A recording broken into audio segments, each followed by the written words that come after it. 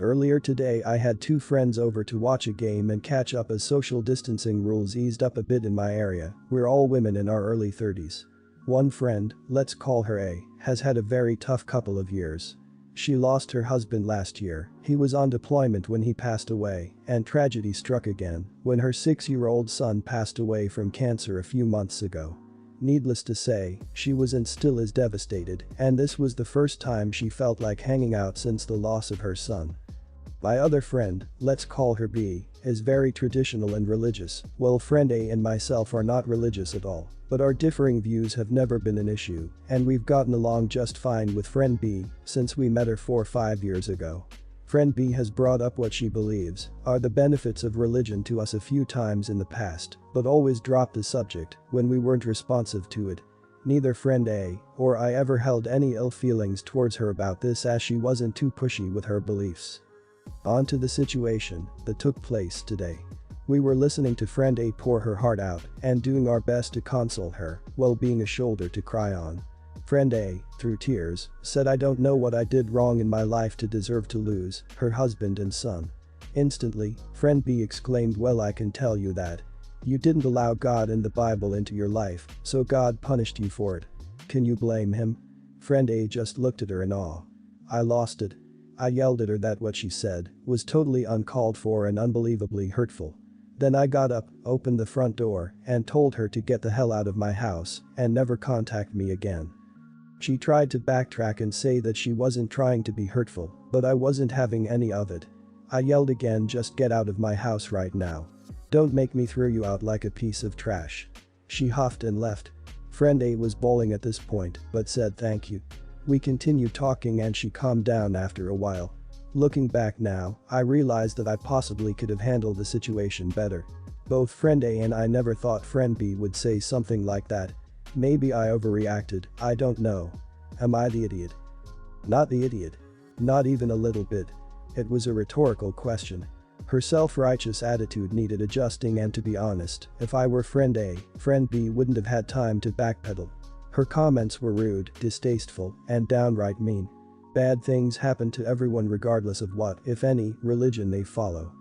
I still have my beliefs, but had to step away from my traditional church because of so many people like this. Far too many people who think bad things happen because they didn't have enough faith. They seem to deal with the fear of the bad things happening to others possibly happening to them as impossible because their faith will protect them. These people are failing at understanding what faith is supposed to do. They think it's supposed to keep bad things from happening when we're taught it's just supposed to give you strength to get through the bad things. B said something very rude and deserved that kind of reaction for it. Yes, she's religious, but does that mean she has to say something horrible like that? I've had people die recently too, and while I'm religious I would never, ever tell somebody it's because they don't believe in my religion.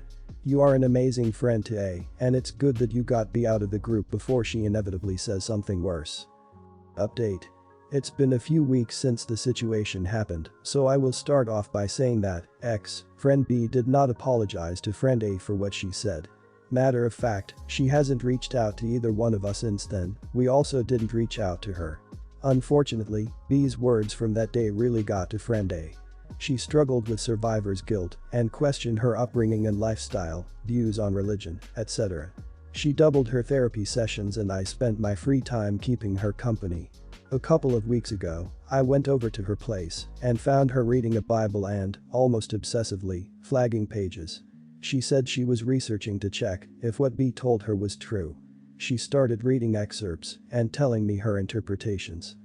This behavior did scare me a bit, so I suggested she bring this up to her therapist. It was the only thing I could think of to help calm her down. She did talk to the therapist, who suggested she perhaps talk to a pastor instead of trying to come up with her own conclusions. She asked me to go with her, which I did, but told me to just wait for her at the church while she talked to the pastor privately. After, she said that she felt better and was more convinced that B was full of it. She also seemed calmer, so I believe that conversation did help her. I was at her house on Friday and she told me that she still thinks about what was said, and, although she feels much better after talking to the pastor, he's only one person and what if he is wrong? I tried to reassure her again and talk through her feelings, but I could tell it was still eating at her. I had a feeling she might spiral again. Then I had an idea. I told her about the post I made on here and explained why, how it works, etc. I pulled up my original post and asked her to read the comments to show her how hundreds of people, religious and non-religious, felt about what was said. We spent the evening reading each comment. She cried, she laughed, she was surprised and overwhelmed at the amount of support and reassuring words from all these strangers. I could tell she was more and more relieved as we read. She has been in a much better state of mind since then, so seeing hundreds of people disagree with B's words definitely had a positive impact on her. The tremendous effort and perseverance you took to reach into your friend's darkness and haul her out is wonderful to see. She was hanging on a ledge by her fingertips, your ex-friend stomped on her fingers, and you just dove down after your friend and stuck with her and got creative out of concern. She's lucky to have you and smart enough to know it. Well done. I'm glad your post was in place at the right time for your friend too. There are so many of us, and as isolated as we can feel, it can be helpful to know that many of us have struggled too. Good for you for being a supportive friend. Bottom line is bad things do happen to good people, sadly no one can control those. Not even the ultra-religious people. There are many religions out there, and bad things also happen to believers and non-believers. Don't know if it will help her, but a friend started volunteering with kids with cancer after her daughter passed, not related to cancer. But maybe volunteer with something her son or husband did, like go with her. It might bring her some peace. I am 16, tall, 5'9" feet, and weigh 95 pounds. I have been bullied for my weight for many years, and I struggle with it so much. It's hard for my body to gain weight, and I'm trying to accept my body. My family members and friends know the comments people make about my body affects me and would defend me every time. I'm very grateful to have them in my life. My brother, 19, recently got into a relationship and wanted to introduce his new girlfriend to us. My mom invited her over for lunch yesterday. Everything was fine and she seemed nice at first. Riley, his girlfriend, suddenly commented on me being too skinny and too tall for a girl. My sisters were quick to defend me by saying it's fine, OP has a perfect body proportion and is also pretty. She then started saying that no boys would like a skinny and tall girl, and this broke my heart because I'm not very confident too. My brother got pissed and told her to keep quiet cause this was unnecessary. She didn't stop and kept asking me if I have an eating disorder and making me feel uncomfortable. I got mad and told her to stop being a short, fat, jealous bitch. Riley then became upset and started crying. After all of the comments, I didn't have the energy to be there and I went to my room. After she left, my mom said I was rude to her because she was just curious. My brother and sisters are mad at her. My brother even suggested that he would break up with her. I now feel bad for ruining his relationship and being rude. So, am I the idiot? Not the idiot. She was straight up bullying you. Asking if you have an eating disorder is not being just curious. I'm sorry you have to deal with this, and it's sad people don't understand there are different body types. My partner is a stick, no matter how much he eats, he used to get teased, so I understand to some extent how much comments like that hurt. I'm glad your brothers stood up for you and that you did as well. Fellow skinny girl here, I'm just short and old enough to be your mom. I'm sorry you were attacked, gaining weight can be just as difficult as losing it, I know. I tend to think of myself as a lizard to keep myself healthy. I know I need vitamin D and heat to properly digest my food, just like reptiles need heat rocks and ultraviolet radiation light bulbs. I also take a high-quality probiotic in fish oils. The combo does wonders for my digestion, which in turn helps me eat more, and that keeps me warm, which is huge for me. Continue taking care of yourself, you're doing fine. Not the idiot. As far as I can tell, you weren't being rude, you were sticking up for yourself. Well done. Also, you didn't ruin any relationship, the girlfriend revealed what type of person she is, and if your brother doesn't want to be with that kind of person, then good for him. As to her just being curious, that might excuse one initial question, but after it was made clear to her that that kind of questioning was both unwanted and unwelcome, continuing with the questions was just straight up mean. I suspect that her behavior stems from her own insecurities, but that doesn't excuse it at all, in a way it makes it worse. About 7 years ago I started dating the man who is now my husband. I met his family 6 months in, and the first meeting was horrible. His parents were rude, his sisters were cruel as hell. Despite the coldness, I maintained a pleasant to cheerful demeanor and tried to be as nice as I could. The relationships with his family never got better, and I gained more bullies when I met the rest of his family. He's got a couple of aunts in particular who are really nasty towards me. I'm American and from a pretty normal family. Dad's a laborer, mom's a teacher, we were never well off. His family is English, from Devon, and they're well off. They don't think I'm good enough. We got engaged a year in and I had hoped it would help in the repair of things. A month before the wedding I moved to England and began the process of becoming an English citizen. I'm not religious, but I agreed to become Church of England for him. We have been married about 6.5 years and the relationship has only worsened. He knows how badly they treat me and has spoken on my behalf several times. He once even cut his whole family off for me for about a year. They managed to needle their way back in and things have remained sour. They blame me for the estrangement. Despite this, I remember my upbringing and the manners my parents instilled in me, and I remain civil and polite around them, which thankfully isn't often. I just had our first children recently, twins. Throughout the pregnancy, remarks were made about my having got pregnant with the intent to divorce him and get a huge payday. Remarks were also made about my weight, my family, my job, everything. Time does not always heal, and I'm still not good enough for them. I've reconciled this, but for the sake of my husband and our new babies, I'd never, say, curse at them or try to ruin their lives. The christening came and the whole event was ruined by his mother. Our son in particular is a very fussy baby. Mother-in-law was filming on her cell phone, and the baby happened to melt down as she turned the camera on him and I took him away to calm him, and she accused me of trying to keep the babies from her. I wanted to poison the kids against them. She also brought up the fact that I stay our bedroom whenever any of them come to visit the babies, letting my husband take charge of being host.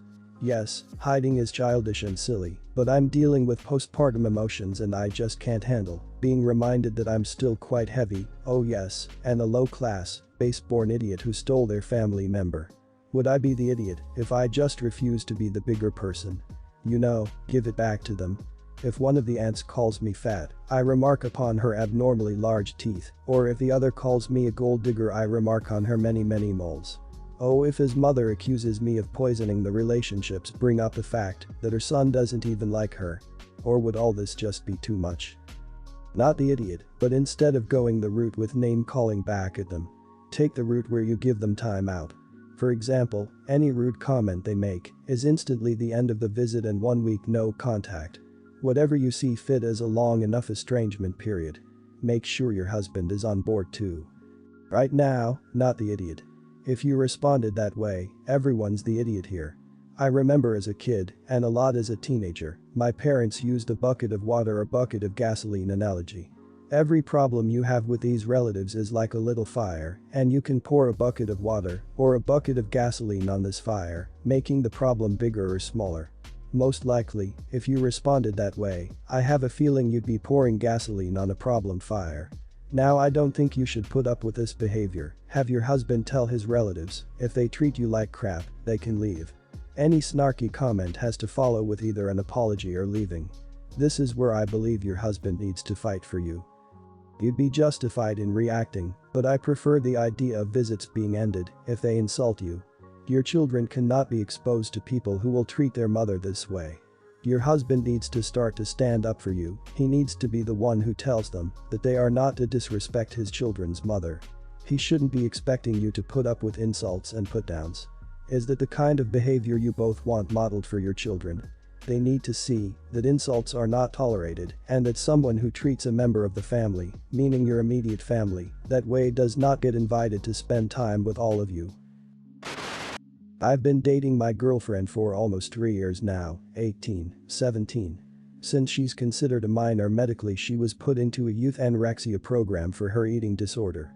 She's been doing really well, improving a ton and making much faster progress than anyone there. She knows and wants to get better, but is still really mentally fragile. A girl was admitted last week for severe eating disorder. I'm taking fights nurses, refuses to eat and threatens to harm herself if they make her eat. My girlfriend told me that the girl's been anorexic since she was 9, she's 17 now, and has made zero progress according to her parents. She overheard, they share a room. A few days ago my girlfriend mentioned that she's been trying to make friends with a new girl, but she makes her severely uncomfortable. Basically telling her that she looks perfect the way she was and that gaining weight was going to make her unattractive to me. She's also been telling her things like, why do you want to get better, you look so healthy, and wow, your boyfriend must have loved your body, it's a shame. I eventually mentioned to a nurse that my girlfriend should be moved out of that environment as soon as possible and was moved to a different room yesterday. A few hours ago I went to visit and the girl basically confronted me and told me that I was an idiot for taking away her friend. Things eventually escalated and I left off yelling at her to stay the hell away from my girlfriend. Am I in the wrong?